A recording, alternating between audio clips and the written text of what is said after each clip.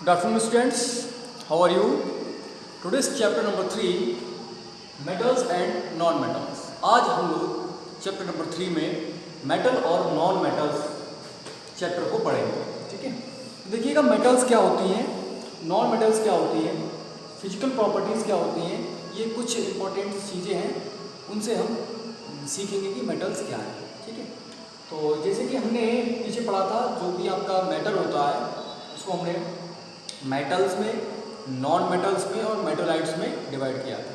तो हम अब पहले जो टॉपिक उठा रहे हैं हमारा वो इस चैप्टर में टॉपिक है मेटल्स. मैंने आपको बोला था लास्ट चैप्टर में कि इसको हम डिटेल में पढ़ेंगे नेक्स्ट चैप्टर में, और इसको हम थोड़ा सा समझ लेते हैं. इसके कुछ पॉइंट्स हैं जो फिजिकल प्रॉपर्टीज़ वगैरह हैं, उनके बारे में थोड़ी सी डिस्कशन करें. देखिएगा, मेटल्स के बारे में अगर हम बात करते हैं तो उसकी पहले फिजिकल प्रॉपर्टीज़ को लेते हैं. मेटल्स में जो पार्टिकल्स होते हैं इसके वो बहुत ज़्यादा पास होते हैं, और उन पार्टिकल्स के पास होने की वजह उनके बीच का मैक्सिमम फोर्स ऑफ अट्रैक्शन का होना पाया जाता है. ठीक, बहुत ज़्यादा पास होने की वजह उनके बीच में उपस्थित, पार्टिकल्स के बीच में उपस्थित फोर्स ऑफ अट्रैक्शन होता है, जिसकी वजह से कम वॉल्यूम में ज़्यादा मास आ जाता है, ज़्यादा वेट हो जाता है, और ये एक सॉलिड प्रॉपर्टी को भी शो करता है. ठीक है, तो इसकी कुछ कंडीशंस हैं जिनको हम समझते हैं क्या होती हैं. मेटल्स आर, लिखिएगा, हेडिंग डालिएगा मेटल्स. ठीक है, अब इसके अंदर मेटल्स जो होती हैं उनमें लिखना है आपको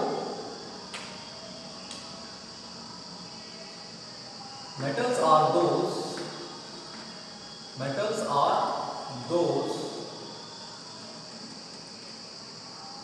number 1 which have shining surfaces, which have shining surface. ठीक, मेटल्स जिसमें शाइनिंग सरफेसेस होती हैं वो क्या कहलाती है, यानी कि ऐसी सरफेसेस, मतलब ऐसे ऑब्जेक्ट जिनमें शाइनिंग सरफेसेस होती हैं मेटल्स कहलाते हैं. And this property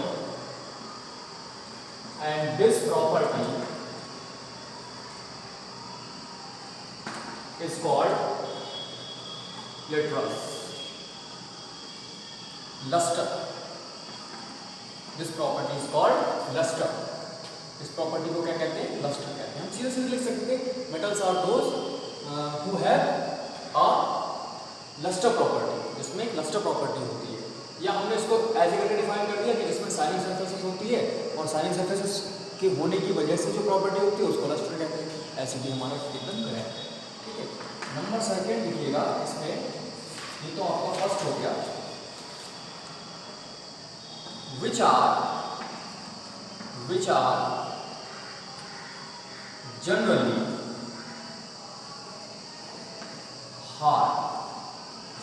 hard to touch. जिनको जनरली हम जब टच करते हैं तो हमको ऐसा एहसास होता है कि ये कैसी है, ये हार्ड है, generally hard to touch. And hardness varies metal to metal. जो हार्डनेस होती है वो मेटल टू मेटल वेरी करती है, एक मेटल से दूसरी मेटल में. अब ऐसा नहीं कि सारी मेटल्स आपकी हार्ड ही होंगी, जैसे कि मरकरी है, मेटल है, बट वो आपकी हार्ड नहीं है, सबसे ज़्यादा सॉफ्ट होती है मेटल. जैसे आयरन ले लिया हमने, स्टील ले लिया, उनकी हार्डनेस बढ़ती चली जाती है, जैसे प्लेटिनम वगैरह है. चलिए ठीक है, नेक्स्ट नंबर 3 लिखिएगा. Which can be beaten into thin sheets. ठीक, and this property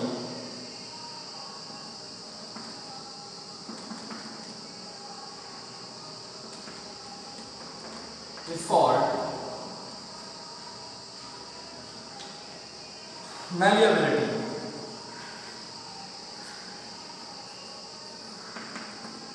ठीक है, और जो आपके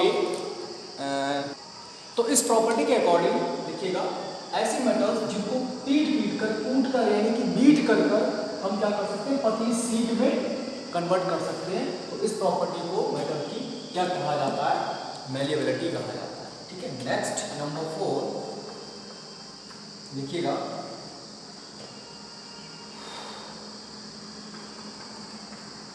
which can be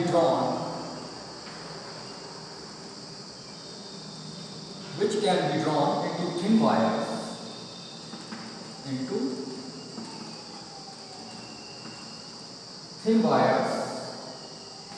ठीक है, and this property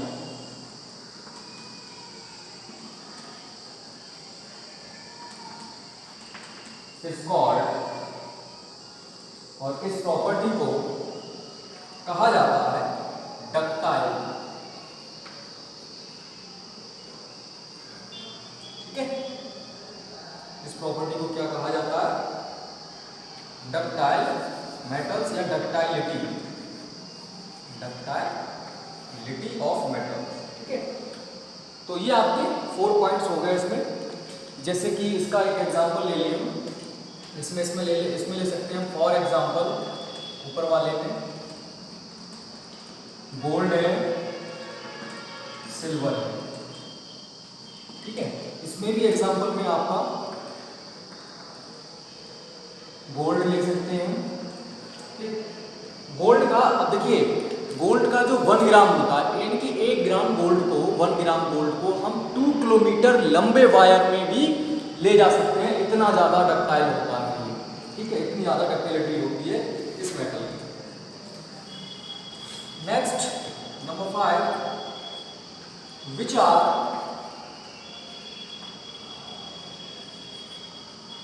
good conductors of heat and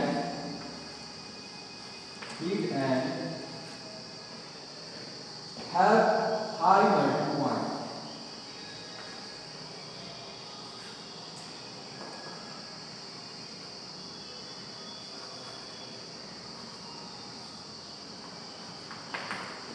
ठीक है, जिसका हाई मेल्टिंग पॉइंट हो और साथ ही साथ जो हीट के कैसे होते हैं बच्चों, गुड कंडक्टर्स होते हैं।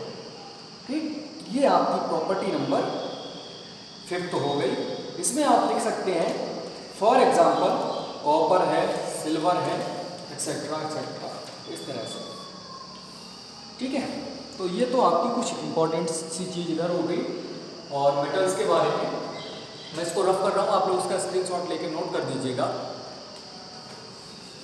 नेक्स्ट अब एक नोट डालिएगा। देखिए हम लोगों के घरों में जो वायरिंग होती है, जो जिससे कि हम लोग तार वगैरह खींचे हुए होते हैं, घर में वायर वगैरह खींचे हुए होते हैं, तो वो आपने देखा होगा जनरली उसके ऊपर एक कवरिंग की गई होती है, उस पर कोई चढ़ाया हुआ होता है। वो किस मटेरियल का बना होता है, वो क्या होता है, उसके बारे में भी आपको थोड़ी सी जानकारी होनी चाहिए। यहाँ लिख दीजिएगा नोट में लिखिएगा इन आवर होम्स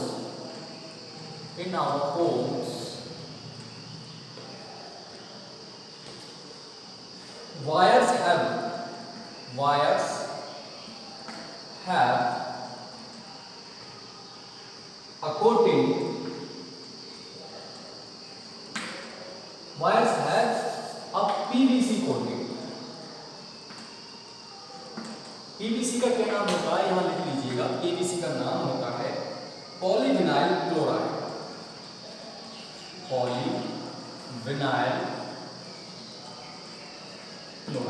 ठीक है, इसको बोलते हैं PVC। ये एक रबर की तरह मटेरियल होता है, रबर लाइक मटेरियल होता है। तो आप जानते हैं कि जो रबर वगैरह होती है उससे हीट ट्रांसफर नहीं कर सकती है। ठीक है, और उससे इलेक्ट्रिसिटी भी ट्रांसफर नहीं करती है, तो इसीलिए हम इसका अपने घरों में यूज़ करते हैं। तो ये तो था आपका बेटा मेटल्स। इसके बाद नेक्स्ट टॉपिक आएगा जो कि होगा आपका नॉन मेटल्स। ठीक है, तो अभी हमने कुछ पॉइंट्स को पढ़ा है, तो आज हम मेटल्स के बारे में ही थोड़ी सी स्टडी कर लेते हैं। हमारे 4-5 पॉइंट्स थे, एक बार उनको ज़रा रिमाइंड करेंगे और समझेंगे कि हमने क्या क्या पढ़ा था, क्या क्या प्रॉपर्टीज़ थी। ठीक है, तो देखिएगा आप लोग अपनी कॉपी पे, कॉपी में आपने फर्स्ट जो टॉपिक लिखा है ध्यान में रखिएगा। फर्स्ट टॉपिक है कि जो मेटल्स होती हैं वो शाइनिंग करती हैं। मेटल सरफेसेस जो होती हैं वो शाइनिंग सरफेसेस होती हैं, ठीक है। और इस प्रॉपर्टी को क्या कहा जाता है? इसको लस्टर बोला जाता है। क्या बोला जाता है बच्चों? इसको बोला जाता है लस्टर। और सेकंड जो प्रॉपर्टी थी, सेकंड प्रॉपर्टी थी हार्डनेस की। सेकंड प्रॉपर्टी थी हार्डनेस की, मतलब मेटल्स जो होती हैं वो टच करने में, स्पर्श करने में हम ठोस लगती हैं, कठोर लगती हैं या हार्ड टू टच होती है, ठीक है। नेक्स्ट, और इस प्रॉपर्टी को जनरली बोला किया जाता है, ठीक। लेकिन जो प्रॉपर्टी ये वाली होती है हार्डनेस वाली, ये मेटल से मेटल में वेरी करती है। ऐसा नहीं कि सारी मेटल्स ही एक जैसी हार्डनेस की होती है। कुछ सॉफ्ट होती हैं, मतलब कुछ कम हार्ड होती है, कुछ बहुत ज़्यादा हार्ड होती है। फॉर एग्जाम्पल जैसे आपका डायमंड ले लो, बहुत ज़्यादा हार्ड होगा, ठीक है। नेक्स्ट आपकी थर्ड वाली प्रॉपर्टी थी मैलिएबिलिटी, मतलब जो आपकी मेटल्स होती हैं उसमें से कुछ मेटल्स की प्रॉपर्टी ऐसी भी होती है, जैसे कि गोल्ड है, सिल्वर है, कि उनको बीट कर करके पतली सी चादर की फॉर्म में कन्वर्ट किया जा सकता है, पतली शीट की फॉर्म में कन्वर्ट किया जा सकता है। उसको बोला जाता है malleability of the metals. Next आपकी जो प्रॉपर्टी आई थी वो थी डक्टाइल मेटल वाली, ठीक है। डक्टाइल का मतलब आप एक मेटल को टेम्परेचर वगैरह इंक्रीज करके या उसको पिघलाकर किसी प्रकार से क्या कर सकते हैं, उसकी उसमें फिजिकल प्रॉपर्टी में चेंज करके उसकी लेंथ, उसको लेंथ में कन्वर्ट कर सकते हैं। जैसे कि मैंने अभी एक एग्जांपल बताया था, 1 ग्राम गोल्ड को आप किस में कन्वर्ट कर सकते हैं? 2 किलोमीटर लंबे वायर में कन्वर्ट कर सकते हैं, ठीक है। तो इस प्रॉपर्टी को बोला जाता है डक्टिलिटी ऑफ मेटल्स या डक्टाइल मेटल्स, ठीक है।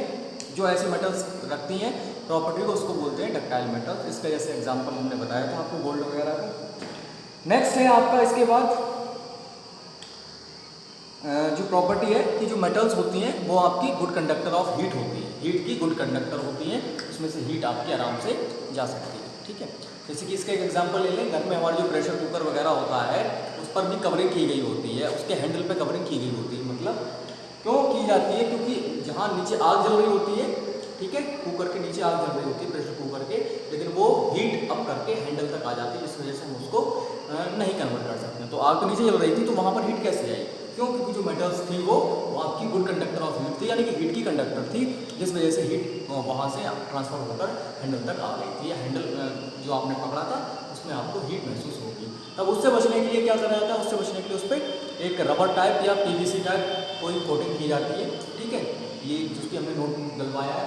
तो ये जरूरी नहीं है कि सिर्फ इलेक्ट्रिसिटी वाले वायर्स में ही कन्वर्ट की जाए, उस पर ही कवर किया जाए, ये आपका उस पर भी कवर हो सकता है। जैसे कि आपका प्रेशर कुकर है या घर में जो वगैरह और भी मटेरियल यूज़ करते हैं जो आग वगैरह के लिए होते हैं यूज़ करने के लिए, उनसे हीट से बचने के लिए हम क्या करते हैं, उस पर एक प्लास्टिक कवरिंग कर देते हैं, जिसकी वजह से हीट भी वहाँ से ट्रांसफ़र नहीं हो पाती है और हम उससे बचे हुए रहते हैं।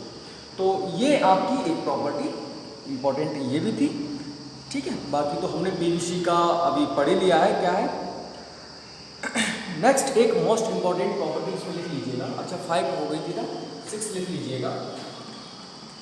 अच्छा हम लोगों ने देखा होगा कि स्कूल में बैल बनी हुई, बैल होती है, घंटी लगती है, बैल लगती है, तो वो बैल जो होती है वो मेटल की बनी हुई होती है। मेटल से मेटल को जब टच किया जाता है तो आवाज़ देती है, साउंड जनरेट करती है।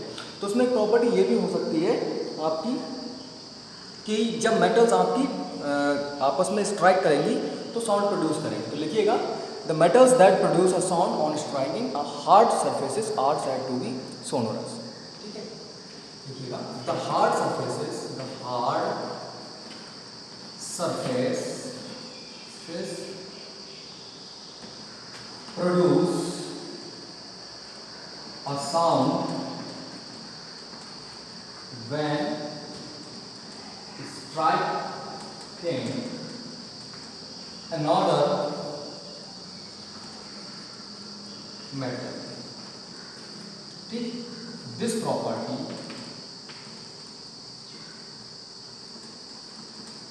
is called sonorous.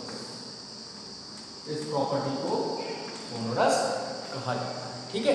तो ये कुछ इंपॉर्टेंट्स आपकी फैक्ट थे जो कि मेटल्स में आपको पढ़ने थे, वो आज हमने डिस्कस किए हैं। बाकी कल हम लोग नॉन मेटल्स पर डिस्कशन करेंगे। आज के लिए बस इतना ही बेटा, इसका स्क्रीनशॉट लेके इसको नोट कर लीजिएगा। Thank you.